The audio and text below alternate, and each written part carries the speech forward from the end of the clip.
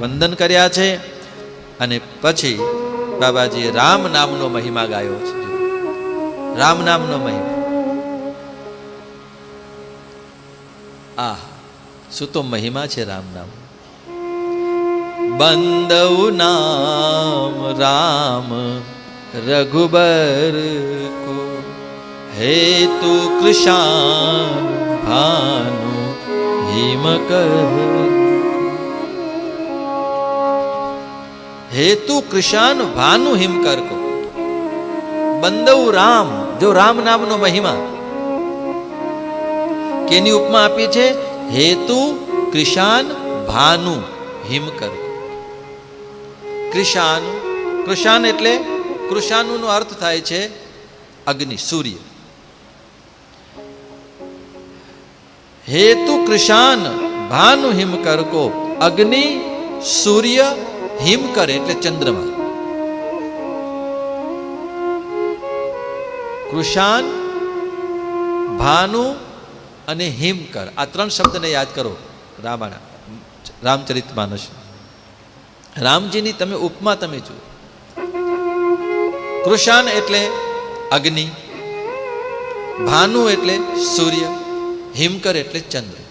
આ ત્રણેયમાં કૃષાનમાં એમાં ર છે, ભાનુમાં આકાર છે અને હિમકરમાં મકાર છે.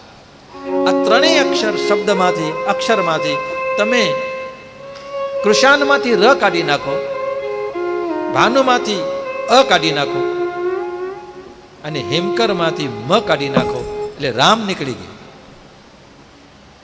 તો હવે અક્ષરનું શું થઈ જાય? શબ્દનું. એનું થઈ ગયું કુશાનું, તો એનું થયું કશાન, ર નીકળી ગયું. ભાનુ તો એ થઈ ગયું ભન્નુ. હિમકર તો કે હિકર. આ ત્રણેય શબ્દો મરી ગયા, એનો કોઈ અર્થ ન રહ્યો, ખતમ થઈ ગયા ત્રણેય. આનો અર્થ કે જેના જીવનમાંથી રામ નીકળી જાય એનું મૃત્યુ થઈ જાય, મરેલા જેવું છે. જેના જીવનમાં રામ છે એ જ સાચું જીવન. તો શબ્દની મહત્તા છે. એમ આપણા જીવનમાં પણ રામ છે તો આપણું જીવનનું મહત્વ છે. અને રામ જેના જીવનમાંથી નીકળે છે એનું મૃત્યુ થઈ જાય છે. 4 જણા લઈને જતા હતા અને એમાં બોલતા હતા, રામ નામ સત્ય હૈ, રામ નામ સત્ય હૈ, રામ નામ સત્ય હૈ. તો કોઈક મહાત્માએ પૂછ્યું કે તમે બધાય બોલો છો, આ કેમ નથી બોલતો ઉપરવાળો જેને તમે લઈને જાઓ છો? તો કહે છે કે અમે રામ રામ એટલે બોલીએ છીએ કે અમારામાં રામ રહેલો છે. જ્યારે આનો રામ નીકળી ગયો છે, તો જેનો રામ નીકળી જાય ને એનું નામ જ મૃત્યુ છે. એમ જીવન ભલે જીવતા હોઈએ પણ જો જીવનમાંથી રામ નીકળી જાય તો એ હાલતું ચાલતું મૃત્યુ સમાન છે. રામ